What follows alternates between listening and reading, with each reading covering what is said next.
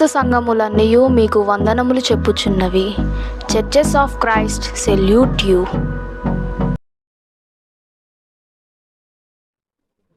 ప్రార్థన చేసుకుందాం. అందరి తల్ల వంచినట్లయితే ప్రార్థన చేసుకుని వాక్యాన్ని ధ్యానించుకుందాం. ప్రేమ నమ్మకము కలిగిన మా పరలోకపు తండ్రి, మహోన్నతుడ, పరిశుద్ధుడ, పరమందాసీనుడైన దేవ, మీకే స్తుతులు స్తోత్రాలు చెల్లిస్తున్నాం. ఇదిగో తండ్రి, సమయంలో నాయన వర్తమానం వినబోచుండగా మీరు మాకు బోధించి మమ్మల్ని బలపరిచి స్థిరపరచండి. మా లోపాలను ఖండించి గద్దించి సరిచేయండి.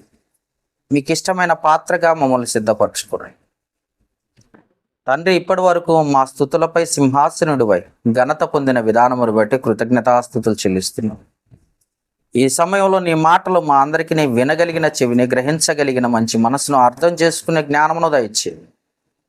అజ్ఞానుల వలె నీ మాటలు త్రోసిపుచ్చేవారుగా ప్రతి మాటలో జీవము, ఆత్మ దాగి ఉన్నదని గ్రహించి ఆ మాటల ప్రకారం మేము జీవించినట్లుగా మీరు మమ్మల్ని బలపరిచి స్థిరపరచమని వేడుకొనుచున్నాం. ఏ ఆత్మకు ఎలాంటి మాటలు అవసరమై ఉన్నవో ఆయా బిడ్డలతో మీరే మాట్లాడి మాకును అందరికీ కావాల్సిన ఆధ్యాత్మికమైన ఆహారముతో మమ్మల్ని తృప్తిపరచమని వేడుకుంటూ, ఇదిగో తండ్రి, సమయాన్ని మీకే అప్పగిస్తూ మా ప్రభువును రక్షకుడును క్రీస్తు యేసు నామమున అడిగి వేడుకొనుచున్నాము మా పరమ తండ్రి, ఆమేన్.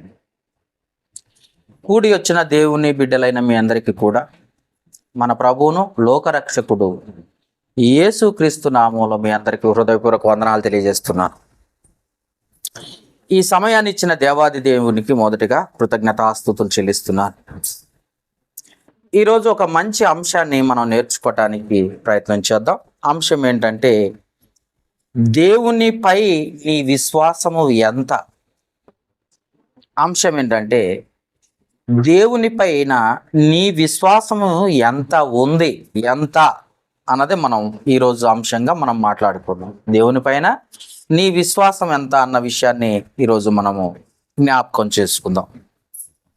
ఈ యేసు ప్రభు ఈ లోకముకు వచ్చినప్పుడు ఈ లోకంలో సంచరిస్తూ అనేక గ్రామాలను దర్శిస్తూ అనేక ప్రాంతాలు, అనేక పట్టణాలు వెళ్తూ సువార్త ప్రకటిస్తూ వెళ్తున్నప్పుడు ఆ యేసుకు వచ్చిన ఆలోచన లేదా ఆ సమయంలో ఉన్న మనుషుల ప్రవర్తన బట్టి, మనుషుల ఆలోచనల బట్టి, మనుషుల క్రియలను బట్టి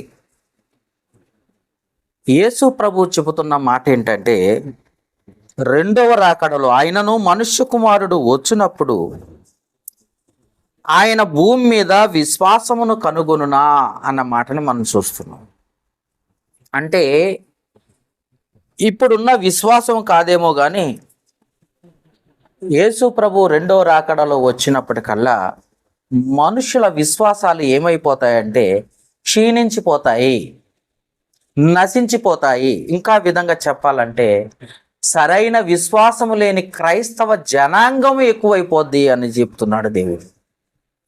అంటే విశ్వాసము అనున్నది నిరీక్షింపబడు వాటి యొక్క నిజస్వరూపమును అదృశ్యమైనవి ఉన్నవనుటకు రుజువునై ఉన్నది అని హెబ్రీలకు రాసిన పత్రిక 11వ అధ్యాయము 1వ వచనంలో చెప్పబడిన మాట ఏదైతే ఉందో, ఆ నిరీక్షణ కోల్పోతున్నారు, అలాంటి విశ్వాసాన్ని కోల్పోతున్నారు. చివరికి దేవుని యందు ఆశీర్వాద పదములు పొందే విషయంలో కూడా కోల్పోయే పరిస్థితికి వచ్చేస్తారు అని కూడా దేవుడు చెప్తున్న మాటను మనం చూస్తున్నాం. అంటే మనుషులు ఏమైపోతున్నారంటే రాను రాను రాను రాను వేషధారులుగా మిగిలిపోతున్నారే తప్ప సరైన దృఢమైన ఖచ్చితత్వము కలిగిన విశ్వాసము దేవుని పట్ల నిలుపుకోలేని పరిస్థితికి వస్తున్నారన్న సంగతి మనం తెలుసుకోవాలి. అందుకే మన అంశం ఏంటంటే, దేవుని పైన నీ విశ్వాసం ఎంత అన్న ప్రశ్న వేసుకున్నాం. దేవుని పైన నీ విశ్వాసం ఎంత అని ప్రశ్న వేసుకుంటున్నాం. అయితే విశ్వాసము కలిగి ఉన్నాము అనుకుంటున్న వారు ఎవరైతే ఉన్నారో వినాలి. విశ్వాసము మేము కలిగి ఉన్నాము, మేము దేవుని బిడ్డలము అని చెప్పుకుంటున్న వారు ఎవరైతే ఉన్నారో వారిలో విశ్వాసాన్ని 4 భాగాలుగా విభజించి చూడాలి. వారి విశ్వాసాన్ని అంటే 4 భాగాలుగా విభజించి చూడాలి. ఒకటి నమ్మకం. దేవుని పట్ల దేవుడు ఇవ్వగలడు, దేవుడు చేయగలడు, దేవుడు నడిపించగలడు, దేవుడు పోషించగలడు, దేవుడు స్వస్థపరచగలడు అనే నమ్మకం అనేది మనిషిలో ఉండాలి. అందుకే ఫస్ట్ది ఏంటంటే 4 భాగాల్లో ఒక భాగం ఏంటంటే నమ్మకం. దేవుడు ఏదైనా చేయగలడా అంటే ఏదైనా చేయగలిగినవాడు. ఉన్న వాటిని లేనట్టుగాను, లేని వాటిని ఉన్నట్టుగాను సృజించగలిగిన వాడు, చెయ్యగలిగిన వాడు సర్వశక్తిమంతుడైన దేవుడు. అందుకే దేవుని పట్ల మన నమ్మకం ఎలా ఉండాలంటే స్థిరమైనదిగా ఉండాలి. అందుకే నమ్మకం అనేది ఒక పార్ట్. విశ్వాసంలో నమ్మకం అనేది ఒక పార్ట్. అందుకే విశ్వాసము లేకుండా దేవునికి ఇష్టడై ఉండుట అసాధ్యము. ఆయన ఉన్నాడనియు తగు ఫలములు దయచేవాడని మొదట నువ్వు నమ్మాలి కదా అని చెప్పి హెబ్రీలకు రాసిన పత్రిక 11వ అధ్యాయము 6వ వచనంలో ఖచ్చితంగా రాయబడింది. నీ విశ్వాసము ఎలా ఉండాలంటే ఆయన ఉన్నాడు, చూస్తున్నాడు, సహాయం చేయగలిగిన వాడు, నీ కన్న తండ్రి, నీ పరలోకపు తండ్రి, ఏదైనా చేయగలిగిన వాడు. ఆయన స్వస్థపరచు యెహోవాను నేనే అంటున్నాడు, బాగు చేయువాడని నేనే అంటున్నాడు, సమస్తమును దయచేయువాడను నేనే అంటున్నాడు. కనుక ఏదైనా చేయగలడా అంటే ఏదైనా చేయగలడు. మన జీవితాలను మార్చగలడా అంటే మార్చగలిగిన వాడు. మన జీవితాలను ఉన్నత స్థానంలోకి నడిపించగలడా అంటే ఇదిగో యేసేపు జీవితాన్ని చూడు, దావీదు జీవితాన్ని చూడు, అనేక మంది బైబిల్లో ఉన్నారు. వాళ్ళ జీవితాలను చూస్తే ఉన్నత స్థానంలోకి, ఎక్కడ అట్టడుగు స్థితిలో నుండి గొర్రెల కాపరిగా ఉన్న మైదానాల్లో గొర్రెల్ని మేపుతున్న వాడిని తీసుకుపోయి రాజసింహాసనం మీద కూర్చోబెట్టగలిగిన సర్వశక్తిమంతుడైన దేవుడు. అందుకే నమ్మాలి, ఆయన పట్ల నమ్మకం కలిగి ఉండాలి. ఆయన దేవుడు, ఏదైనా చేయగలిగిన వాడు. ఏదైనా చేయగలడా? ఏదైనా చేయగలిగిన వాడు ఆయన. అంత సర్వశక్తిమంతుడు ఆయన. అందుకే విశ్వాసములో ఒక పార్ట్ ఏంటంటే నమ్మకం. నమ్మకం విశ్వాసం ఒకటే కాదు. గుడ్డిగా నమ్మే వాళ్ళకి ఇది అర్థం కాదు. అందుకే విశ్వాసం, నమ్మకం. అందుకే చెప్పాను హెబ్రీయులకు రాసిన పత్రిక 11వ అధ్యాయం 6వ వచనంలో ఆయన ఉన్నాడనియు ఫలము దయచేవాడనియు మొదట నమ్మవలెను కదా. నమ్మకమా? అవును, మరి అదే. అందుకే నమ్మకం ఒక భాగం. రెండో భాగాన్ని చూసినప్పుడు సామర్థ్యం. సామర్థ్యం సామర్థ్యం నీకు నమ్మకం ఉండాలి. రెండోది సామర్థ్యం. నేను చేయగలనన్నా మరి సామర్థ్యము కలిగిన వాడిని నేనే అనేటట్లుగా ఉండాలి. నేను చేస్తానన్న సామర్థ్యం, నేను చేయగలనన్న సామర్థ్యం. నా స్థితిగతులను బట్టి నేనున్నాను దేవునికి, నేను దేవుని బిడ్డను. సామర్థ్యము కలిగిన వారిగా ఉండాలి. ఒకటి విశ్వాసం ఏదైతే ఉందో, రెండోది సామర్థ్యము కలిగి ఉండాలి. ఆ సామర్థ్యత, నేను చేస్తానన్న మంచి మనస్థితిగతులు మనకు ఉండకపోతే, నేను ఇలా ఉంటాను దేవునిలో అనే సామర్థ్యం అనేది నీకు లేకపోతే, నేను ఇలా నడుచుకుంటాను దేవుని పట్ల విధేయత కలిగి జీవిస్తాను అనే సామర్థ్యము నీకు లేనట్లయితే నీ విశ్వాసము డొల్లగా ఉంటుంది, స్థిరమైనది కాదు అన్న సంగతి నువ్వు తెలుసుకోవాలి. అర్థమైనా? రెండోది, మొదటిది నమ్మకము, రెండోది సామర్థ్యం, మూడోది పట్టుదల. ప్రార్థించి సాధించగలిగిన వారు చాలా మంది ఉన్నారు బైబిల్లో. ప్రార్థించి సాధించారు వాళ్ళు. రెండోది, దేవుని విషయంలో పట్టుదల ఉండాలి. పట్టుదల ఎలా ఉండాలో తెలుసా? ఏదో సంపాదించుకోవటం కొరకో, లేదో ఏదో కూడబెట్టడానికి కొరకో నీవు పట్టుదల ఉందేమో, లేదా ఉద్యోగం సంపాదించాలనో, వ్యాపారంలో అభివృద్ధి పొందాలనో పట్టుదల ఉందేమో. కానీ అవన్నీ వృధా. నీకు ఉండాల్సింది ఏంటో తెలుసా? దేవుని పట్ల పట్టుదల ఉండాలి. ఈ టయానికి ప్రార్థన చేయాలి, ఈ టయానికి వాక్యం చదవాలి, ఈ టయానికి దేవుని పట్ల విధేయత కలిగి ఏ పైన ఎంతమందిలో ఉన్నా దేవుని పట్ల విధేయత కలిగి ఉన్నాను అంత పట్టుదల ఉండాలి. 100 మందిలో ఉన్నా 1000 మందిలో ఉన్నా ఒంటరిగా ఉన్నా ఆ పట్టుదలతోనే ముందుకు కొనసాగాలి. ఒక ఆమె ఉంది, రక్తస్రావ రోగి, లేవలేని స్థితిలో మంచం మీద ఉంది. కానీ పట్టుదల ఎలా ఉందో తెలుసా? చాలా బలంగా ఉంది. లేవలేని స్థితిలో ఉన్న ఆమె లేచి వెళ్ళి యేసు ప్రభు వస్త్రాలు ముట్టుకునేంత పట్టుదల. మనమైతే నేను లేవలేను, నడవలేను, కూర్చోలేను, ఈ స్థితి కాదు. పట్టుదల అంటే దాని వరకు ఎంతైనా ప్రయాసపడేటట్టుగా నీకున్న బలము శక్తి అంత కూడగట్టుకొనైనా చెయ్యగలిగినంత పట్టుదల ఉండాలి. దేవునిలో అలాంటి పట్టుదల. ఇదిగో షద్రకు మేషకు అబేద్నెగో చూడు, అగ్నిలో వేయబడినా కానీ వాళ్ళు పట్టుదల వదిలిపెట్టలేదు. వాళ్ళ పట్టుని వదిలిపెట్టలేదు. ఏదైతే పట్టుకున్నారో దాన్ని గట్టిగా పట్టుకున్నారు విశ్వాసంలో. దానియేలుని సింహపు బోనులో వేసినప్పుడు ఆ పట్టుదల విడిచిపెట్టలేదు. ఎంత గట్టిగా పట్టుకున్నాడంటే సింహాల నోళ్లు మూయించే అంతవరకు. షద్రకు మేషకు ఎంత పట్టుదల కలిగి ఉన్నారంటే అగ్ని వాసన అంటకుండా బ్రతికే అంతవరకు. అది పట్టుదల. అవసరమైతే శిష్యులను చూడు, తమ కుటుంబాలను విడిచిపెట్టి వలలు వదిలిపెట్టి పడవలు వదిలిపెట్టి సమస్తాన్ని విడిచిపెట్టి పట్టుదల కోసం దేవుని కొరకు విశ్వాసంలో పట్టుదల కొరకు యేసు ప్రభువునే వెంబడించారు. ప్రాణం పోతున్నా యేసు ప్రభువునే, స్టెఫెను రాళ్ళు తీసుకొని కొడుతున్నా యేసు ప్రభువుని విడిచిపెట్టాల. అంత పట్టుదల. మనలో చాలా మంది అంటారు, వాడు పట్టిండంటే ఉడుం పట్టు అంటారు. పట్టుబడితేనంట ఉడుం పట్టట. ఉడుం అంత గట్టిగా పట్టుద్దా అంటే అవును, దానికంత బలం. మొసలికి నీళ్ళల్లో ఉంటే పట్టుదల బలం, అలానే మనకు కూడా విశ్వాసంలో పట్టుదల అవసరం. ఏదైనా పట్టుకున్నావా దేవుని కొరకు దాన్ని పూర్తి చేసే వరకు వదిలిపెట్టకూడదు. అది కంప్లీట్ అయిపోవాలా. ఎంత కష్టమైనా సరే, ఎంత ఖర్చు అయినా సరే. ఆ పట్టుదల ఈ రోజుల్లో లేదంటే క్రైస్తవుల్లో. అందుకే విశ్వాసమును కనుగొనునా అంటున్నాడంటే ఆ పట్టుదల లేదు మనుషుల్లో.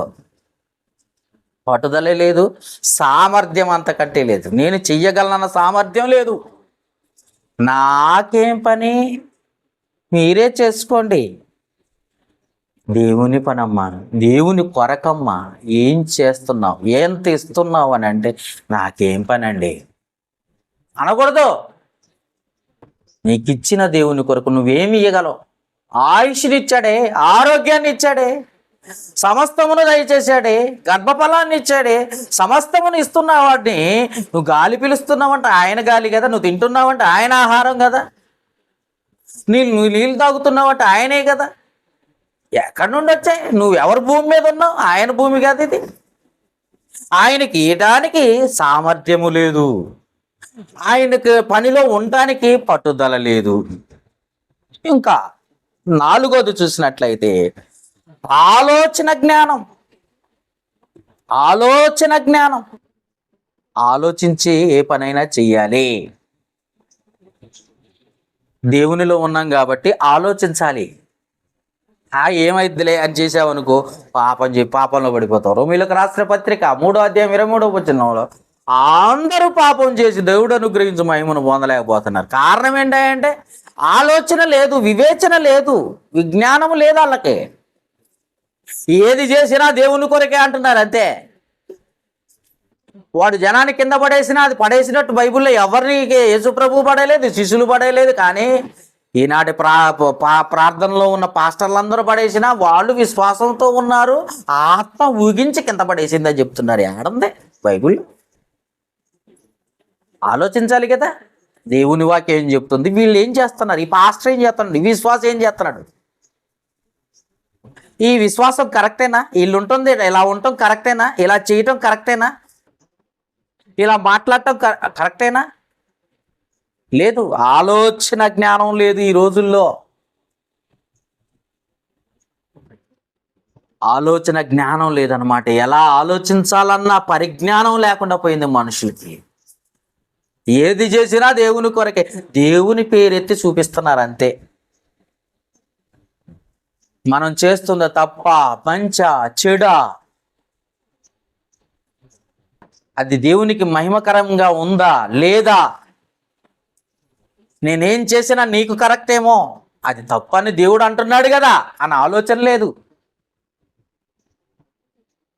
నేను ఇస్తున్నది కరెక్టేనా, దేవుడు ఇది మెచ్చుతాడా అని ఆలోచనే లేదు. చివరికి ఆలోచన జ్ఞానం లేదు. అందుకే ఫస్ట్ది ఏంటి? నమ్మకం లేదు. రెండోది సామర్థ్యం ఉండాలంటే సామర్థ్యము లేదు విశ్వాసులకి. మూడోది పట్టుదల లేదు. దేవుని పనిలో పట్టుదల లేదు. దేవుని కొరకు ఏం చేయాలన్నా పట్టుదల కావాలి. చదువు మీద పట్టుదల ఉంటే ఉత్తీర్ణత సాధిస్తావు. ఉద్యోగం మీద పట్టుదల ఉంటే ఉద్యోగం సాధిస్తావు. వ్యాపారంలో పట్టుంటే వ్యాపారంలో అభివృద్ధి, బిజినెస్లో బాగా డెవలప్ అవుతావు. కానీ దేవునిలో పట్టుదల లేదే. అన్నిట్లో బాగా ఉంది కానీ, అన్నిట్లో బాగానే క్లియర్గా ఉన్నావు కానీ దేవుని విషయంలో క్లియర్గా లేవేంటమ్మా? ఏంటయ్యా దేవుని విషయంలో క్లియర్గా లేవు, పట్టుదలతో లేవేంటి? అన్ని విషయాల్లో బాగానే ఉన్నావు, పర్ఫెక్ట్గా ఉన్నావు, మరి దేవుని విషయంలో? అందుకే పట్టుదల.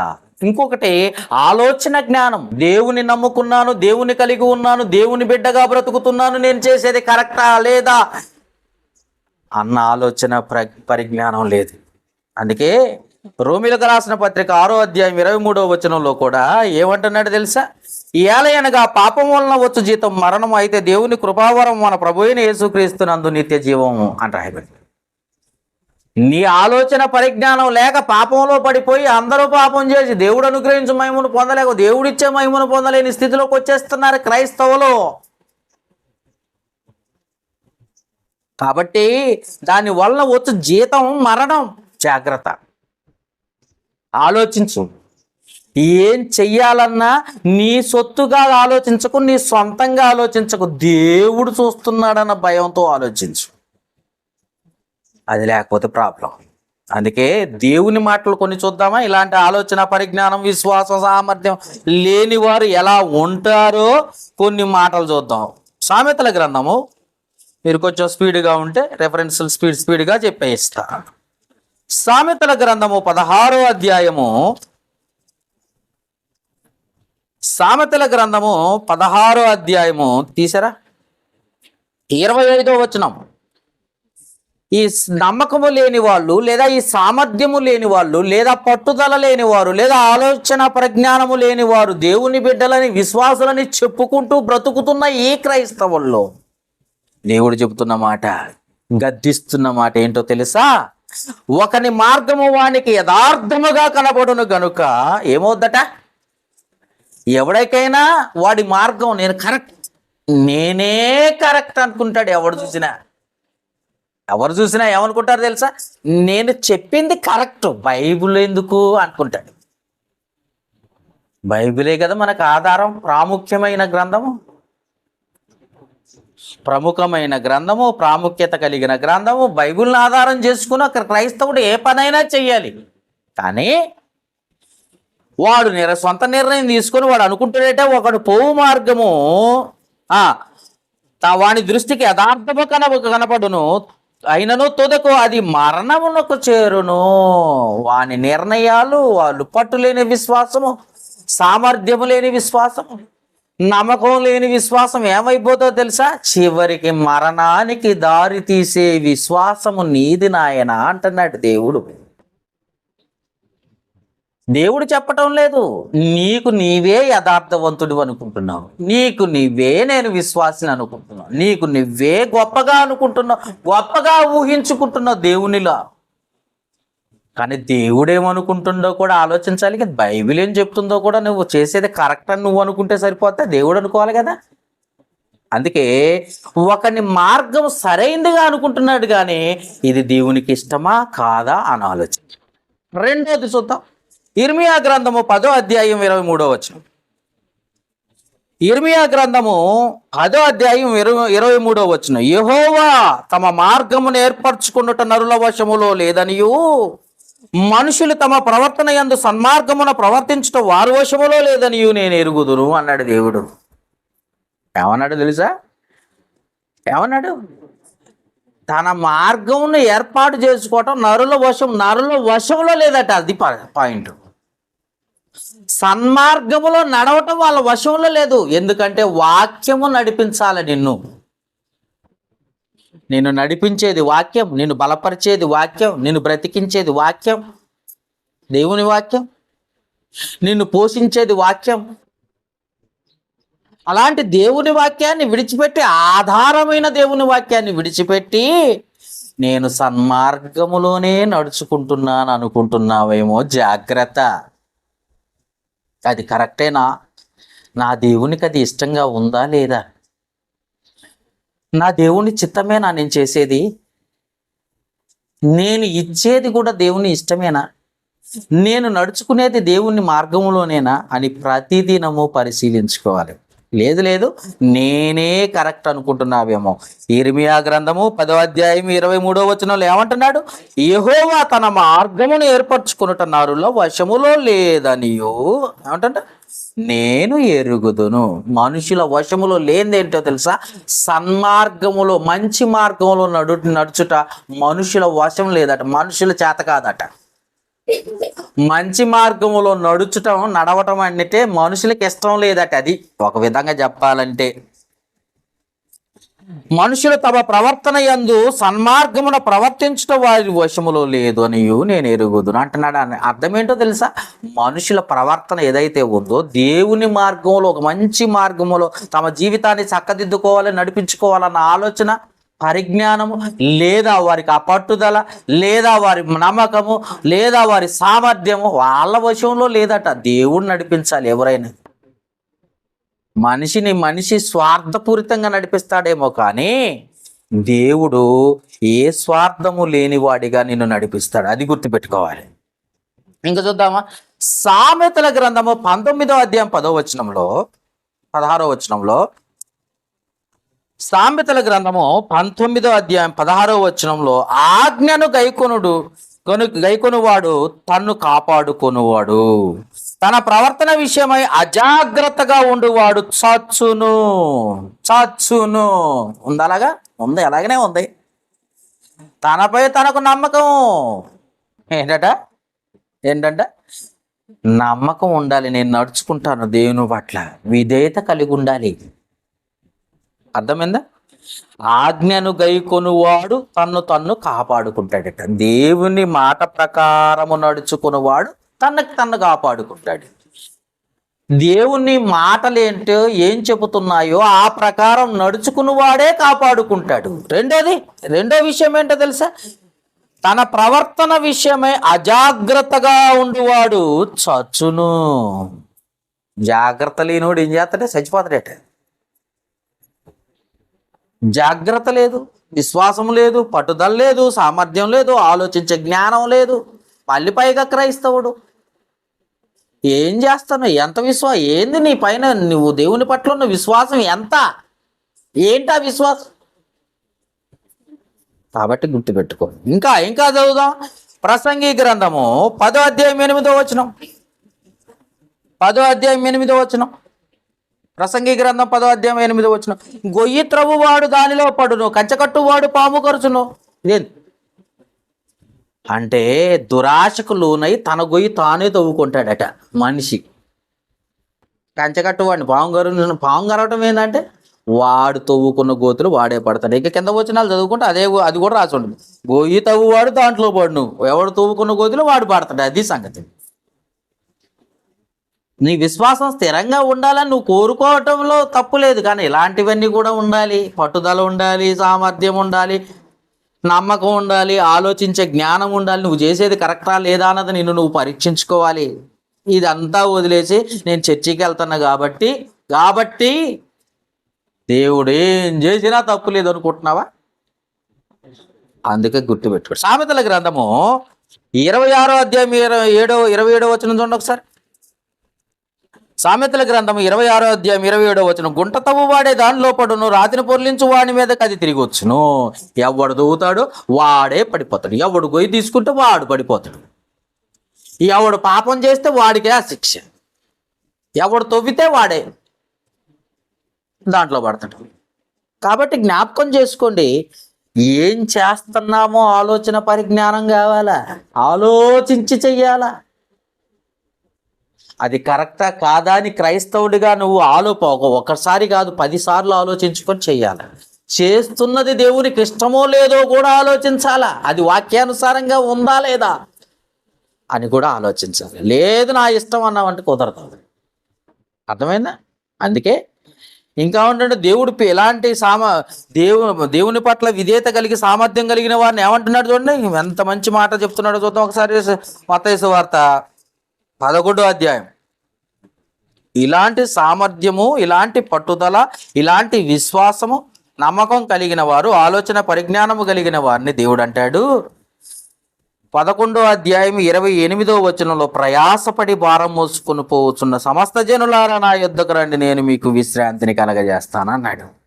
నిజంగా ఇలాంటి విశ్వాసము, ఇలాంటి సామర్థ్యము, ఇలాంటి నమ్మకము, ఇలాంటి పట్టుదల, ఇలాంటి ఆలోచన నీకుంటే నువ్వు ఖచ్చితంగా దేవుని బిడ్డగా స్థిరపడ్డట్టే. అందుకే నా దగ్గరికి రండి, నేను విశ్రాంతిని కలగజేస్తాను అంటున్నాడు. అర్థమైందా? లేదు నా ఇష్టం, నాకు నచ్చినట్టు నేను ఉంటూ చర్చికి వస్తానంటే దేవుడు క్షమిస్తాడా? ఒకసారి ఆలోచించండి. అందుకే కీర్తనల గ్రంథంలో కూడా చెప్తున్నాడు చూడండి, ఇది ఎలాంటి మాటని ఇంకోసారి చూద్దాం. కీర్తనల గ్రంథం 37వ అధ్యాయము, కీర్తనల గ్రంథము 37వ అధ్యాయము 5వ వచనం చూద్దాం.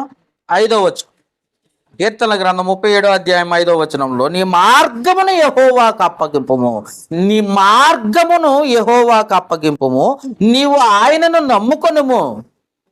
నీవేం చేయాలంటే ఆయన నమ్ముకొనుము, ఆయన నీ కార్యమును నెరవేర్చును అన్న మాటను చూస్తున్నాం ఇక్కడ.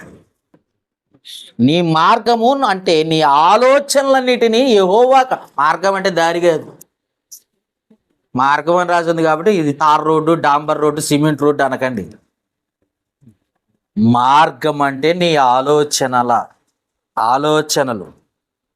నీ ఆలోచనలు ఏవైతే ఉన్నావో అవి యెహోవాకు అప్పగించు, నీ మార్గాన్ని సరళం చేస్తాను అంటున్నాడు. అది అర్థమైందే? ఆయనకు అప్పగించాలా? అప్పగిస్తే అప్పుడు నీవు పట్టుదలతో ముందుకు కొనసాగటానికి అవకాశం ఉంది, సామర్థ్యం కలిగి నిలబడడానికి అవకాశం ఉంది, ఆలోచించి నిర్ణయాలు తీసుకోవడానికి అవకాశం ఉంది. ఆయనకు అప్పగించకుండా నీ సొంత ఆలోచనలు నువ్వు చేసుకుంటూ దేవుని బిడ్డనంటే అటు కుదురు. నీ సొంత ఆలోచనల వైపు నువ్వు నడవకూడదు ఎప్పుడైనా, ఎందుకంటే వాడు పోయి నా మార్గం సరైనదిగా కనపడుతుంది, అది చివరికి మరణానికి దారి తీస్తుంది. దేవుడే చెప్పాడు కదా, సన్మార్గమును ఏర్పాటు చేసుకున్నట్టు నరుల వశములో లేదని చెప్పాడు కదా ఇర్మియా గ్రంథం 10వ అధ్యాయం 23వ వచనంలో. మంచి మార్గంలో నడవటం మనుషుల చేత కాదని చెప్పేశాడు కదా. అప్పుడు నువ్వేం చేయాలి? ప్రతిదినం నువ్వేం చేయాలి? దేవునికి అప్పగించుకుంటా ఉండాలా. ఇంకా చూద్దాం, సామెతల గ్రంథము 14వ అధ్యాయం 15వ వచనం. సామెతల గ్రంథము 14వ అధ్యాయము 15వ వచనం చూద్దామా. జ్ఞానము లేని వాడు ప్రతి మాట నమ్ముతుడట. అది సంగతి. జ్ఞానం లేని మూర్ఖుడు ఏం చేస్తాడు తెలుసు? ఎవడు చెప్పినా నమ్ముతుడు. ఎవరు పాస్టర్ నేను అని చెప్పగానే వాడిని అయ్యా నన్ను ఎత్తి మీద చేసి ప్రార్థన చేయండి అయ్యగారు అట్ట. ఎవడొచ్చినా నేను పాస్టర్ అనగా నేను ఎత్తి మీద చేసి ప్రార్థన చేయగారు, అయ్యగారు చేయండి. ఏమంటున్నాడు అక్కడ? ఎంత చక్కగా రాసి దేవుడు మన కోసం ఉంచాడు చూడండి 15వ వచనంలో. జ్ఞానము లేనివాడు ప్రతి మాట నమ్ముతున్నాడు. అది మంచిదా చెడ్డదా, మంచి విషయమేనా, అది కరెక్టేనా? మూర్ఖుడు ఏం చేస్తాడు? ప్రతి మాట ఏం చేస్తాడు? గుడ్డిగా నమ్మటం వన్ను ఎదుటివాడికి న్యాయం తీర్చేస్తా అంటాడు. అది కరెక్టా కాదా అని ఆలోచించడం. అది కరెక్ట్ అయిన నిర్ణయమా? నువ్వు క్రైస్తవుడుగా మంచి నిర్ణయం తీసుకొని మంచి ఆలోచించి మంచిగా ముందుకు కొనసాగాలి కదా.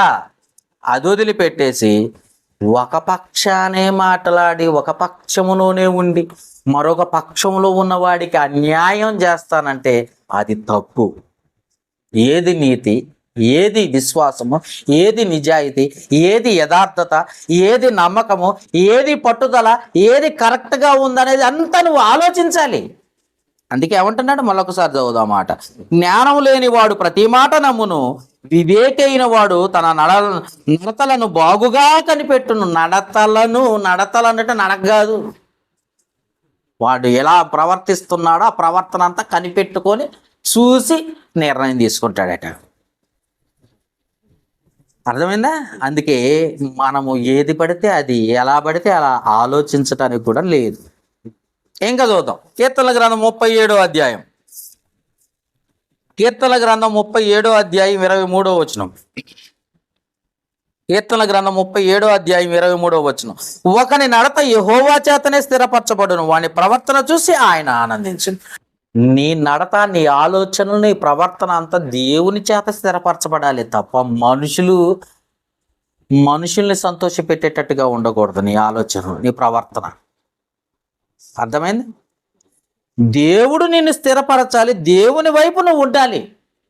ఎంత కష్టమైన, నష్టమైన, శ్రమ అయినా. రాత్రి ఒక ఆమె అంటుంది, ఎన్నో శోధనలు సహించాను కానీ ఇక సహించలేక అన్యురాలిగానే మిగిలిపోయా అన్నది. అమ్మా, శోధనను సహించువాడు ధన్యుడమ్మా. అది సహించే బాధ్యత క్రైస్తవునిది. శోధన వచ్చిందని తిరిగిపోతావా? కష్టం వచ్చిందని మారిపోతావా? కష్టము ఏదన్నా బాధలు కలుగుతున్నాయని దేవుణ్ణి విడిచిపెడతావా? అనారోగ్యం అయిపోయిందని దేవుణ్ణి విడిచిపెడతావా? ఏ విషయంలో అయినా సహించాలి. అదే సామర్థ్యము కలిగి, పట్టుదల కలిగి నువ్వు సహించేటట్టు ఉండాలి తప్ప క్రైస్తవుడుగా అది వదిలిపెట్టేసి వామో కష్టం వచ్చిందని అంటే, కష్టము రాకుండా ఏ మనిషికి లేదు, ఏ జంతువుకు లేదు. అన్నీ కష్టపడాలి. అందుకే ఏమంటున్నాడు, మళ్ళీ ఒకసారి చదువుతాం. ఒకని నడత యెహోవా చేతనే స్థిరపరచబడును, వాని ప్రవర్తన చూసి ఆయన ఆనందించును. అది దేవుని మార్గములో ఎన్ని శోధనలు వస్తే అంత జయం, అంత ధన్యత. అందుకే యెహోవాకు అప్పగించుకోవాలి. నువ్వు దేవునికి అప్పగించుకోవాలి. లేదు నేను సీక్రెట్గా నేను ఏదైనా చేసుకుంటానని అంటే దీని గురించి కూడా చెప్తున్నాడు చూడండి, రహస్య పాపముల గురించి, కనపడని పాపాల గురించి. కీర్తనల గ్రంథము 19వ అధ్యాయము. కీర్తనల గ్రంథము 19వ అధ్యాయం 12-13 వచనాలు చూడండి. 12-13 వచనాలు. కీర్తనల గ్రంథము 19వ అధ్యాయము 12-13 వచనాలు. తన పొరపాటులు కనుగొనగలవాడెవడు? తన పొరపాటును కనుగొనగలవాడెవడు అంటే అర్థం ఏంటి తెలుసా? పొరపాట్లు చేస్తున్నట్టు వాడికి అర్థం కాదట ఎవరికి కూడా. అర్థమైందమ్మా? నేను పొరపాటు చేస్తున్నానని వాడు అర్థం చేసుకోలేదట. అంతే, చేసుకుంటూ పాఠమే గుడ్డిగా. ఆ తాత చెప్పాడు, గుడ్డెద్దు చేలో పడితేనంటే ఆ పొలం అంతా నాశనం అయిపోద్ది. ఎందుకంటే దానికి ఎటు నడవాలో తెలియదు, ఏం చెయ్యాలో తెలియదు. ఆ పొలం అంతా ఏమైపోయింది? తొక్కి తొక్కి తొక్కి తొక్కి పాడు చేసి. మంచి పొలమే కానీ ఇది గుడ్డిది. పొలం మంచిదే, బాగా పండింది, కానీ ఈ ఎద్దు ఏమైందో తెలుసా? గుడ్డిది అయిపోయింది. అందుకే ఏమంటున్నాడు, తన పొరపాటులు కనుగొనగలవాడెవడు? నేను రహస్యముగా చేసిన తప్పులు క్షమించి నన్ను నిర్దోషిగా తీర్చుము అంటున్నాడు. మనిషి పొరపాట్లట వాడు కనుక్కోలేడట. నేను చేస్తున్నది తప్పని అర్థం చేసుకోలేడట. అది దైవ జ్ఞానానికి వదిలేశాడు, దేవునికే తెలుసు. ఏం చేస్తున్నాం అనేది, ఏ పొరపాటు చేశానన్నది మనం ఆలోచించాలి, ఆలోచిస్తుండాలి. ఎప్పుడు కూడా దేవుని ఎదుట నీతిగా, యథార్థంగా ఉంటే అది నీకు అర్థమవుతుంది. కానీ ఏ పొరపాటు చేసినా కనుగొనలేని స్థితిలోకి వెళ్ళిపోయే పరిస్థితికి వచ్చారు. అందుకే మనుషులు అందుకే ఇంకేమంటాను, నేను రహస్యముగా చేసిన తప్పులు క్షమించినను నిర్దోషిగా తీర్పు తీర్చుము. దురాభిమాన పాపములలో దురాభిమాన ఇదేంటండి దురాభిమాన అంటే? దుర్మార్గపు అభిమానం ఉందట. దుష్ట అభిమానం. అభిమానం ఉండొచ్చు కానీ ఈ అభిమానం ఉండకూడదమ్మా. వాడు చెడ్డ చేసినా, పాపం చేసినా, ద్రోహం చేసినా, ఎదుటి వాడిని సంపొచ్చినా ఆడు మనవుడండి, మన కులపోడండి, మన ప్రాంతమోడండి. ఇది కరెక్ట్ కాదు. తప్పు తప్పుగానే ఖండించాలి, ఒప్పుగానే చెప్పాలి. క్రైస్తవుడిని ప్రధాన లక్షణం. అందుకే దురభిమాన పాపములో పడకుండా నీ సేవకుడిని ఆపుము, వాటిని నన్ను ఏలనీయకము. అప్పుడు నేను యథార్థవంతున్నై అధిక ద్రోహములకు చేయకుండా నిందారహితున్నై ఉండడానికి అవకాశం ఉంటుంది అంటున్నాడు. రహస్యంగా జరిగే పాపాలు, పొరపాట్లు నీకు రహస్యమని ఎందుకన్నాడంటే తెలియకుండా జరిగిపోతున్నాయి. సరిదిద్దుకో, సరి చేసుకో, లేకపోతే పాపంలో పడిపోతావు. పాపం ఎక్కువైపోతే పరడానికి వెళ్ళిపోతావు. మరణం నరకానికి అప్పగిస్తుంది. ఇది పొరపాటని తెలిసి కూడా ఏం పర్వాలేదు అనుకున్నావు అనుకో, పోతావు. ఎక్కడికి పోతావు? నరకానికి పోతావు. ఎప్పుడు చచ్చిపోతావో తెలియదు. డైరెక్ట్గా ఆ ధనవంతుడి వేదన పడే స్థలంలో ఉంటావు నువ్వు కూడా. అది కష్టమైన నష్టమైన ఆ పొరపాటును సరిదిద్దుకొని చక్కదేసుకొని జీవితాన్ని చక్కదిద్దుకొని దేవునికి ఇష్టంగా బ్రతకడానికి ప్రయత్నం చేయాలి. ఎందుకంటే ఇది రహస్యంగా. ఒకవేళ పొరపాటున ఏ పొరపాట్లు అయితే క్షమించడు ఆ దేవుడు అంటావేమో. ఒకసారి చూస్తాడు, రెండు చూస్తాడు. నువ్వు సరి చేసుకోమని చెబుతుంటే నేను పొరపాటు చేసిన ప్రభు అంటావా? ఒకసారి చేశాడు, 2 సార్లు చేశాడు, మళ్ళీ పొద్దాకి పొరపాట్లే చేసుకుంటూ ప్రతి నెల చేసుకుంటూ ప్రతి వారం చేసుకుంటూ పోయి ప్రభువా క్షమించు నేను పొరపాటును చేసిన అంటావా? తెలుసుకోవాలి కదా, దేవుడు ఏమన్నాడు ఇప్పుడు దాకా తెలుసుకోవాలి కదా, సరిదిద్దుకోవాలి కదా, సరిగా అయిన మార్గంలోకి రావాలి కదా, నీ విశ్వాసాన్ని పెంపార చేసుకోవాలి కదా. నీ విశ్వాసం ఎంత, ఇది మన సబ్జెక్టు కదా. ఆ సబ్జెక్టులోనే విశ్వాసంలో నమ్మకం ఉండాలి, సామర్థ్యం ఉండాలి, పట్టుదల ఉండాలి, ఆలోచన జ్ఞానం ఉండాలని చెప్తున్నాం కదా. ఇవన్నీ లేకపోతే విశ్వాసం కరెక్ట్ కాదనే చెప్తుంది కదా బైబిల్. పొరపాట్లు చేశానంటావా? దురభిమానం, మంచి చెడు ఆలోచించకుండా నా వాడు, నా పక్కనోడు, నా ఇంటోడు, నా కొడుకు, నా కూతురు, నా కోడలు, నా మనవాళ్ళు, నా తల్లిదండ్రులు వాళ్ళు ఏ తప్పు చేసినా నా వాళ్ళే కదా అంటావా? ఖండించవా? నా అక్కోళ్ళు, నా తమ్ముడు, నా చెల్లెళ్ళు అంటావా? ఖండించాలా లేదా? నువ్వు దేవుని బిడ్డవి, విశ్వాసివి, క్రైస్తవుడివి, స్థిరంగా ఉండాలా. దేవుని పట్ల, దేవుని పక్షాన స్థిరంగా ఉండాలా. దూరాభిమానం పనికిరాదు అంటున్నాడు. జాగ్రత్త. ఓకే, సామెతలకు సంఖ్యాకాండం చేద్దాం. సంఖ్యాకాండం ఏం చేస్తా, పాపం ఏం చేస్తుందో కూడా చూడండి ఒకసారి. రహస్యంగా చేసిన పాపం అంట ఎవరికి కనపడుతుందిలే, ఏం చేసినా పర్వాలేదు అనుకుంటున్నామేమి, ఈ పాపం ఏం చేస్తుందో చూద్దాం. సంఖ్యాకాండం 32వ అధ్యాయము 23వ వచనం. ఈ దురభిమానమైన పాపము, ఈ రహస్య పాపము, లేదా ఈ పొరపాటు చేశానని పాపం ఏదైతే ఉందో అది ఏం చేస్తుందో చూద్దాం ఒకసారి. 32వ అధ్యాయం 23వ వచనము. మీరు అట్లు చేయని ఎడల యెహోవా దృష్టికి పాపము చేసిన వారగుదురు. ఎవరు? ఈ దురభిమానం కలిగిన వారు. ఎవరు? ఈ రహస్యమైన పాపాలు చేసేవారు. ఎవరు? పొరపాటు చిన్నదేగా. ఎన్నిసార్లు చిన్నదే? ఎన్నిసార్లు తప్పించుకుంటావు నువ్వు? అందుకే ఏమంటున్నాడు? మీరు అట్లు చేయని ఎడల, మారు మనసు పొందని ఎడల, దేవుడు ఉన్నాడనే జాగ్రత్త లేని ఎడల, ప్రవర్తన చక్కదిద్దుకొనని ఎడల, చేయని ఎడల యెహోవా దృష్టికి పాపం చేసిన వారగుదురు. కనుక మీ పాపము మిమ్ముల్ని పట్టుకొనునని తెలుసుకొనుడి. అది పట్టుకోదు. దేవుడు క్షమాదయ కలిగిన వాడు. నువ్వు ఎన్ని పొరపాట్లు చేసినా ఏం పర్వాలేదు, దేవుడేగా, మన దేవుడేగా, ఊరుకుంటాడు అనుకుంటున్నావా? జాగ్రత్త పడకపోతే ఊరుకోడమ్మా. ఎవరినైనా ఊరుకోడు, ఆఖరికి నన్నైనా ఊరుకోడు అంతే. కాబట్టి జ్ఞాపకం చేసుకోవాలి. పట్టుకొనును. ప్రసంగి గ్రంథం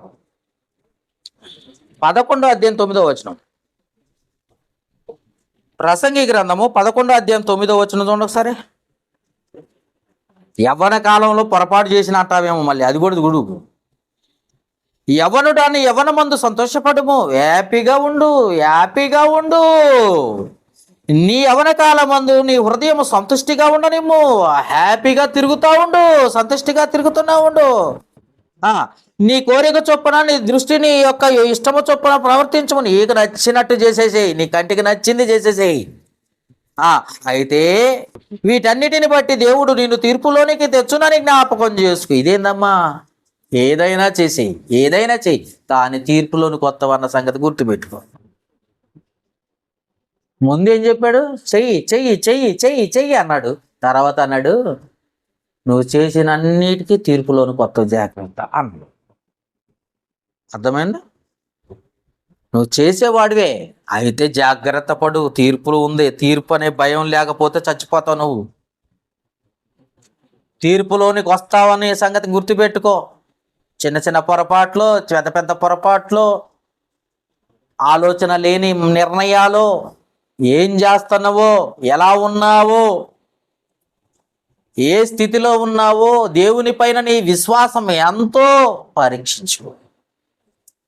అందుకే దేవుడు అందరినీ చూస్తున్నాడు. ఏం చూడలేదు, ఏం పర్వాలేదు అనుకుంటున్నావేమో, దేవుడు అందరినీ చూస్తున్నాడట. ఈ రిఫరెన్సులు కూడా రాసుకుంటే ఒకసారి. కీర్తనల గ్రంథం 33వ అధ్యాయం,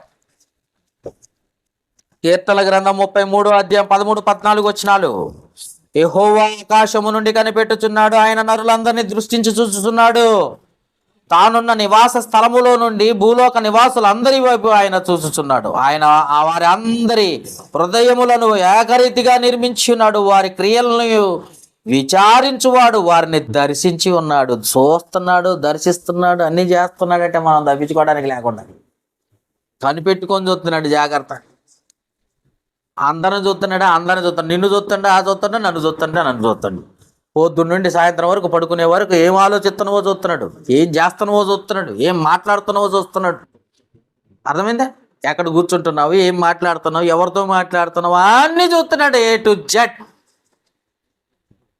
నువ్వు ఏడ తప్పించుకుంటావు? నువ్వు మెమొరీ నీ సెల్లులో ఉందేమో, నీ ఫోన్ మొబైల్లో ఉందేమో మెమొరీ.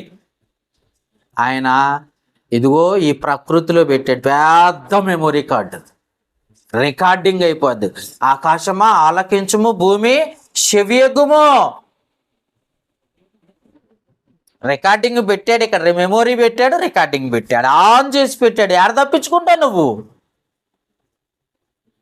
తప్పించుకునే అవకాశం ఉందా నీకు? ఛాన్స్ ఉందా నీకు? కాబట్టి జ్ఞాపకం చేసుకో. తీర్పు ఉందా నాన్న, జాగ్రత్త అంటున్నాడు దేవుడు. మనుషులకు భయపడకపోవచ్చు, దేవునికైనా భయపడు. పొరపాట్లు చేయకు, రహస్యంగా చేయకు. దురాభిమానం, వాడు దుర్మార్గుడై ఉన్నా మావోడు అన్నావు అనుకో, నిన్ను చంపుతాడు దేవుడు. మంచేదో చెడేదో ఆలోచన పరిజ్ఞానం అవసరం, ఆలోచించటం, ఆలోచన జ్ఞానం అవసరం నీకు. అది కరెక్టా, నేను పోయే మార్గం సరైనది లేదు అన్నది ఆలోచించు. జాగ్రత్త. అది మనుషుల వశములో లేదని చెప్తున్నాడు దేవుడు. కానీ నువ్వు అనుకుంటున్నావు నేను కరెక్ట్ అనుకోబాకు. ఎప్పుడు కరెక్ట్ కాదు, మనిషి ఎప్పుడు కరెక్ట్ కాదు, దేవుడే ఎప్పుడు కరెక్టే. ఎందుకంటే ఆయన మారని దేవుడు. మనిషి ఇప్పటికిప్పుడు మారుతాడు, ఇప్పుడు మాట్లాడింది ఇంకా కాసేపటికి మార్చేస్తాడు.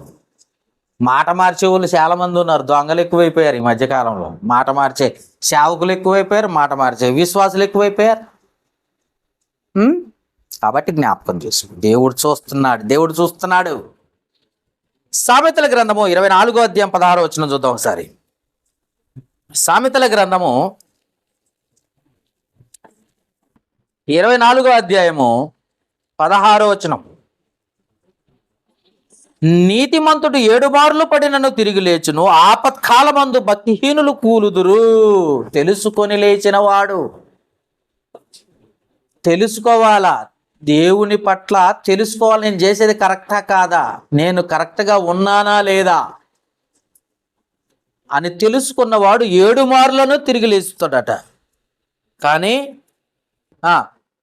తెలుసుకొని లేనివాడు ఏం చేస్తాడో తెలుసా, వాడిక పడిపోయిన వాడు కూలిపోతాడట. ఇక స్థిరంగా నిలబడలేడు. ఎందుకంటే ఒక్కసారి దేవుని విడిచిపెట్టి దేవునికి దూరంగా బ్రతికి ఇంకా మళ్ళీ దేవునిలో బ్రతకటం చాలా కష్టం. ఎందుకంటే దేవుడే వాడిని భ్రష్టాత్మకు అప్పగించేస్తున్నాడు. కరెక్ట్ లేడు కనుక వాడిని దేవుడు భ్రష్టాత్మకు అప్పగిస్తున్నాడు. అలాంటి వాడి కోసం నువ్వు ఆలోచిస్తే కుదరదు. నువ్వు సరి చేసుకోవాలా, నువ్వు జాగ్రత్త పడాలా, నువ్వు దేవునికి ఇష్టంగా బ్రతకాలా, దేవుని చిత్తం వెతకాల. అర్థమైందా? అందుకే ఏమంటున్నాడు చూడండి, ఇంకా దేవుడు ఇంకా చాలా చెప్తున్నాడు, చాలా విషయాలు ఉన్నాయి. కీర్తనల గ్రంథము 22వ అధ్యాయము 1వ వచనం చూడండి. కీర్తనల గ్రంథము 22వ అధ్యాయము 1వ వచనం. నా దేవా నీవు నన్నెందుకు చేయి విడవాడితివి, నన్ను రక్షింపక నా ఆర్తనతోని వినక నీ వేళ దూరముగా ఉన్నావు అంటున్నాడు. ఇక్కడ అర్థం ఏంటో తెలుసా, దేవుడు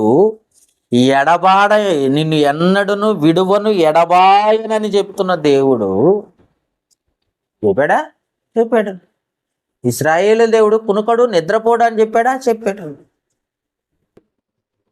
యెహోవా పట్టణమును కాయన ఎడల కాయువాడి ప్రయాస వ్యర్థమని చెప్పాడు. ఇవన్నీ తెలుసుకున్నా నువ్వు. ఆయన ఎడబాయడు అని చెప్పిన దేవుడు ఇక్కడ ఏం చేశాడట, నా దేవా నీవు నన్ను ఎలా చేయబెడనాడితే. ఇది ఎవరు రాశారో తెలుసా, కీర్తనకారుడైన దావీదు గారు. అర్థమైందా? ఉరియా భార్యని బత్షెబాని చెరపట్టి పాపం చేసి దేవుడు చెయ్యి విడిచిపెట్టినప్పుడు రాసిన కీర్తన ఇది. అర్థమైందా? ఇది యేసుప్రభుకు అంటించకండి. యేసుప్రభు గురించి చెప్పింది కాదు ఇది. అది కీర్తనలో దావీదు గారు బత్షెబా విషయములో రాయబడిన మాట ఇది. దేవుడు విడిచిపెడతాడా అంటే విడవని ఎడబాయని దేవుడు విడిచిపెట్టి చూస్తాడు ఖచ్చితంగా. ఇంకా ఇదే మాట ఇంకొక హెబ్రీయులకు రాసిన పత్రిక చూడండి, ఏమన్నాడు? హెబ్రీయులకు రాసిన పత్రిక 13వ అధ్యాయం 5వ వచనము. హెబ్రీయులకు రాసిన పత్రిక 13వ అధ్యాయం 5వ వచనం. ధనాపేక్ష లేని వారై మీకు కలిగిన వాటితో తృప్తి పొంది ఉండడే, నిన్ను ఏమాత్రము విడువను, నిన్ను ఎన్నడను ఎడబాయనని ఆయనే చెప్పిన కదా అన్నాడు. చెప్పిన వాడు చెయ్యి విడిచిపెడతాడా అంటే పెడతాడు మరి. ఎందుకంటే నీ ప్రవర్తన బట్టి, నీ క్రియలను బట్టి, నీ ఆలోచనలను బట్టి, నువ్వు చేస్తున్న పొరపాట్లను బట్టి దేవుడు నిన్ను విడిచిపెట్టడానికి అవకాశం ఉందా అంటే ఉందే. ఆయన విడిచిపెట్టను అన్నాడు కదా, ఎందుకు విడిచిపెడతాడు అంటే నువ్వు చేసే పాపాలన్నీ మూట కట్టుకుంటా నువ్వు భుజాన్ని వేసుకొని ఆయన వెంబడేద్దామంటే ఊరుకుంటాడు అనుకుంటున్నావా ఏంటి? ఆయన పరిశుద్ధుడు, మిమ్మల్ని కూడా పరిశుద్ధులుగా ఉండమని కోరుకుంటున్నవాడు ఆయన. పేతురు రాసిన మొదటి పత్రిక 1వ అధ్యాయం 14వ వచనంలో పరిశుద్ధులుగా ఉండమని కోరుకుంటున్నాడు. ఆయన పరిశుద్ధుడు కనుక మీరు కూడా ఆయన బిడ్డలు ఎలా ఉండాలో తెలుసా, పరిశుద్ధులుగా ఉండాలని కోరుకుంటున్నాడు. నువ్వు పాపం చేసి నేను దేవుని బిడ్డను అన్న చెప్పుకుంటే అటు కుదురుద్ది. నువ్వు సరి చేసుకోవాలని కోరుకుంటున్నాడు. అందుకే నీ చెయ్యి విడిచిపెట్టడానికి, నీకు ఇన్ని కష్టాలు రావడానికి, ఇన్ని శోధనలు రావడానికి కారణం అది. ఒకవేళ నువ్వు శోధనలో ఉన్నా కానీ జయించగలిగిన శక్తిని ఇవ్వటానికి నువ్వు యథార్థవంతుడివైతే ఇస్తాడు దేవుడు,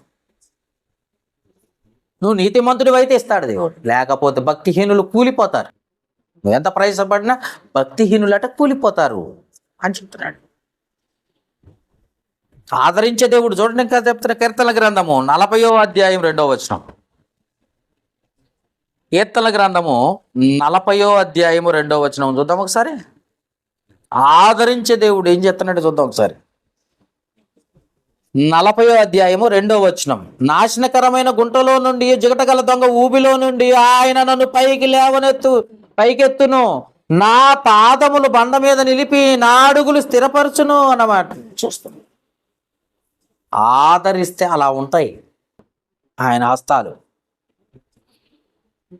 ఏమంటున్నాడు? నాశనకరమైన గుంటలో నుండి, జిగటగల దొంగ ఊబిలో నుండి ఆయన నన్ను పైకెత్తెను. నా పాదములు బండ మీద నిలిపి నా అడుగులు స్థిరపరచును.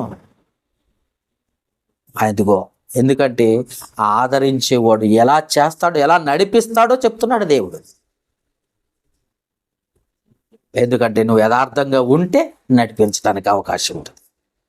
యథార్థతను కోల్పోయి నమ్మకాన్ని పోగొట్టుకొని నువ్వు చర్చికి ఎన్నిసార్లు వచ్చినా నీ నమ్మకం ఏది, నీ సామర్థ్యం ఏది అంటున్నాడు. నీ సామర్థ్యం ఏది, నీ పట్టుదల ఏది?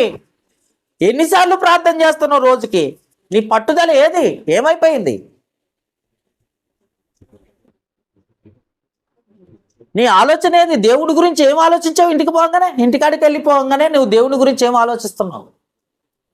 ఎంతసేపటికి నీ పిల్లలు, నీ కుటుంబం, నీ భర్త, నీ భార్య, నీ పిల్లలు, నీ కుటుంబం, నువ్వు ఎలా సంపాదించాలి, ఎలా తినాలి, ఎలా ఖర్చు పెట్టాలి, రేపు ఏం కూర వండుకోవాలి, ఏం తినాలి, చికెన, మటన, చేపల, రొయ్యల, ఇవి ఆలోచిస్తున్నావే తప్ప దేవుని గురించి ఆలోచించే టైం లేకుండా పోయింది. ఇంకా అది కొనాలి, ఇది కొనాలి, ఇంట్లో ఆ వస్తువు కావాలి, ఈ వస్తువు కావాలి అని ఆలోచిస్తున్నావే తప్ప దేవునికి నేను ఏం చేశాను, ఎంత ఖర్చు పెట్టానన్న ఆలోచన లేకుండా పోయింది. అందుకే జ్ఞాపకం చేసుకో. ఇంకా చూద్దాం కీర్తన గ్రంథం 34వ అధ్యాయం 8-9 వచనాలు. కీర్తన గ్రంథం 34వ అధ్యాయం 8-9 వచనాలు. యెహోవా ఉత్తముడని రుచి చూసి తెలుసుకొనిడి. ఏమి రుచి చూడకపోతే తెలియదా అంటే తెలియదు నీకు. ఎందుకంటే రుచి చూస్తే ఉప్పు ఎక్కువైందా తక్కువైందా, కారం ఎక్కువైందా తక్కువైందా, రుచి చూస్తే కూర రుచిగా ఉందా లేదా నీకు అర్థమవుతుంది. అలాగనే తెలుసుకోవాలంటే నువ్వు ఇలాంటి సామర్థ్యము, నమ్మకము, పట్టుదల, అలాగనే ఆలోచించే జ్ఞానము ఇవి ఉండాలి. ఇవి ఉంటేనే రుచి చూడగలవు. ఇది లేకుండా నీకు రుచే తెలియదు. అర్థమైందా? ఇవి ఉంటేనే నువ్వు చూడగలవు. అందుకే యెహోవా ఉత్తముడని రుచి చూసి తెలుసుకోండి. ఆయన్ను ఆశ్రయించు నరుడు ధన్యుడు. యెహోవా భక్తులారా, ఆయన యందు భయభక్తులు కలిగి ఉండుడి. ఆయన యందు భయభక్తులు ఉంచువానికి ఏమీ కొదవలేదు, ఏది కొదవ కాదు. అది చెప్తున్నా. కొదవ రానివ్వడు దేవుడు. సింహపు పిల్లలో ఆకలి కొని ఉంటనేమో కానీ నా బిడ్డలను ఆకలి కొననేనని చెప్పిన దేవుడు ఆయన.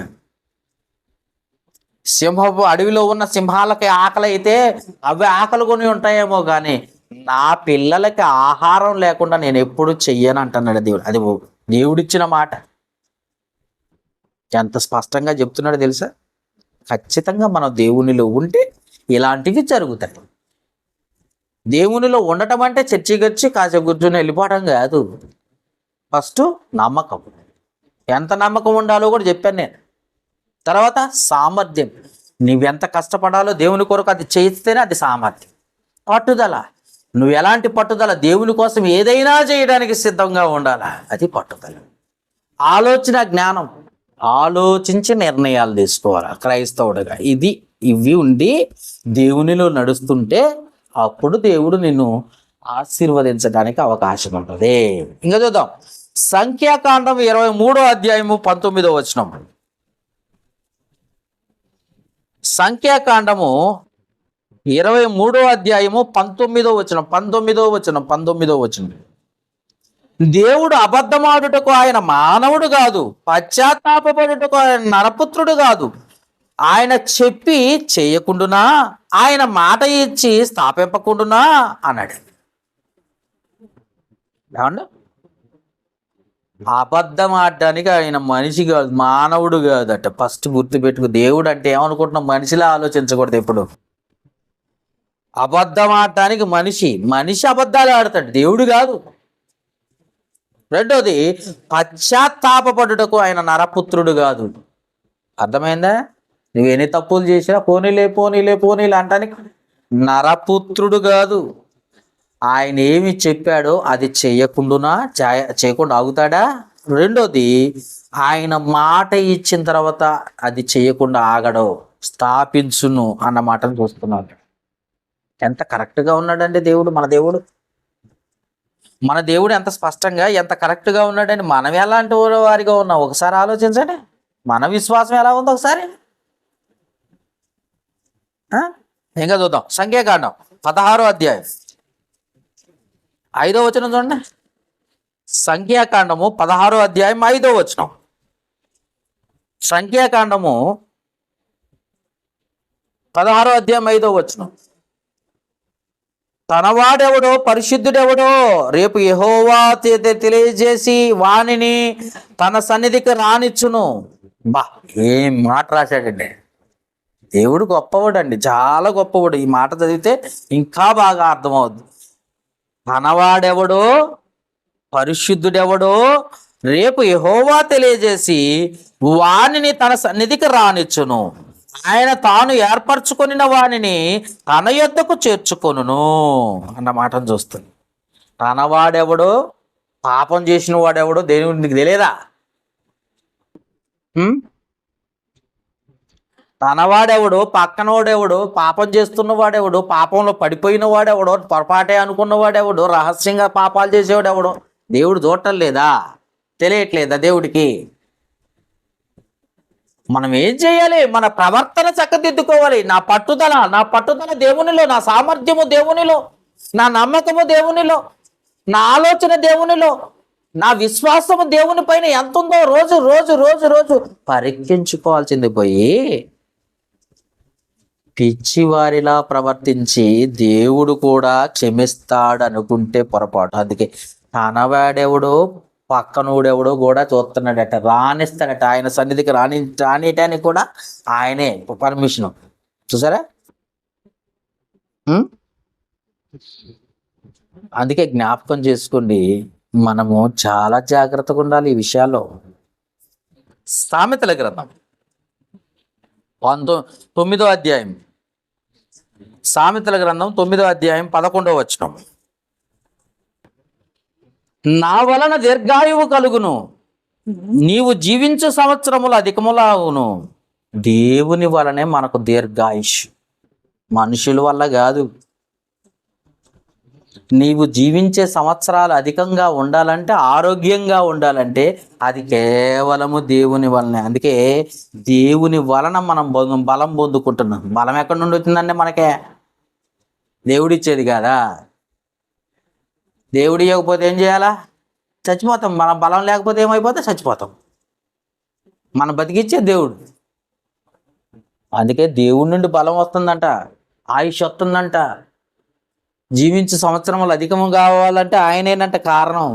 ఆయన వదిలిపెట్టి ఆయనలో పట్టుదల లేకపోతే, ఆయనలో విశ్వాసం లేకపోతే, ఆయనలో సామర్థ్యము లేకపోతే నీ పరిస్థితి ఏంటో ఒక్కసారి ఆలోచించు. ఏమన్నా ఇంకా చూద్దాం. కీర్తనల గ్రంథం 50వ కీర్తన 15వ వచనం. కీర్తన గ్రంథము 50వ అధ్యాయము 15వ వచనము. ఆపత్కాలమున నీవు నన్ను గూర్చి మొరపెట్టుము, నేను నిన్ను విడిపించేదను, నీవు నన్ను మహిమపరిచెదవు అన్నాడు. విడిపించేవాడు ఆయన. అర్థమైందే? నువ్వు ఆపత్కాలం వచ్చిందనుకో, కష్టకాలం వచ్చినప్పుడు దేవునికి మొరపెడితే దేవుడు ఆ కష్టములో నుండి, ఆ బాధల్లో నుండి, ఆ శ్రమల్లో నుండి నీ విడిపించేది మనుషులు కాదు. మనుషులు ఓదార్పు యాత్రలు చేస్తారేమో కానీ, కాసేపు ఓదార్పుతారేమో కానీ జీవితాంతం ఓదార్చలేరు దేవుడు తప్ప. అర్థమైందా? దేవుడు కదా మనల్ని ఓదార్చాలన్నా, నడిపించాలన్నా, బ్రతికించాలన్నా, ఏం చెయ్యాలన్నా దేవుడు కదా. అందుకే అంటున్నాడు, ఆపద వచ్చిందని, కష్టం వచ్చిందని, శ్రమ వచ్చిందని నువ్వు అనుకో మాకు. నాకు ఆ ఆపదలో ప్రార్థన చెయ్యి, ఆపదలో మొరపెట్టుకో. అప్పుడు నేను ఆ ఆపద నుండి నిన్ను విడిపిస్తాను, ఆ కష్టము నుండి నేను విడిపిస్తాను. నీవు నన్ను మహిమపరిచెదవు. ఎందుకంటే దేవుడే కదా నన్ను బలపరిచింది, దేవుడే కదా నన్ను విడిపించింది, దేవుడే కదా నన్ను మార్చింది అని నువ్వు అనుకొని దేవుని మహిమపరచడానికి అవకాశం ఉందట. అది వదిలిపెట్టేసి నువ్వేం ఆలోచిస్తున్నావు ఒక్కసారి ఆలోచించుకో. అందుకే ఇర్మియా గ్రంథము 33 అధ్యాయం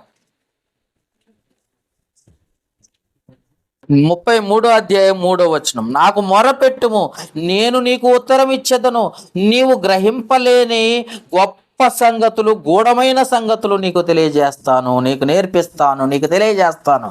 నాకు మొరపెడితే నీ జ్ఞానం ఇస్తాను, నాకు మొరపెడితే నిన్ను బలపరుస్తాను, నాకు మొరపెడితే నీకు తెలియజేసి నేర్పిస్తాను అంటున్నాడు దేవుడు. అర్థమైందండి? అంతేగాని నీకు నువ్వే గొప్పవాడిగా, నీకు నువ్వే నిర్ణయాలు తీసుకుంటే ఒకడు పోవు మార్గం తన దృష్టికి యథార్థంగా కనపడి చివరికి అది మరణానికి దారిస్తుంది. అంతేగా నరులు సన్మార్గమును ఏర్పాటు చేసుకున్నట్టు నరుల వశములో లేదు, నరుల చేతుల్లో లేదట అది సంగతి. అందుకే క్రైస్తవుడుగా రేపు క్రీస్తు 2వ రాకడ వచ్చినప్పుడు భూమి మీద విశ్వాసమును కనుగొనునా అంటే విశ్వాసములో ఏమున్నాయి? 4 భాగాలు ఉన్నాయి. 1 నమ్మకం, 2 సామర్థ్యం, 3 పట్టుదల, 4 ఆలోచన జ్ఞానం. ఈ 4 లేకుండా సొంత నిర్ణయాలు చేసేసుకొని, సొంతగా ఆలోచించేసుకొని నీ ఇష్టమే దేవుని ఇష్టం అనుకుంటే అటు కుదురుద్ది. దేవుని చిత్తాన్ని వెతకాలి, దేవుని ఇష్టాన్ని ఎందుకు గ్రహించాలి. నువ్వు చేస్తున్న పనిలో పట్టుదల ఉండాలి, అది దేవుని పని అయి ఉండాలి.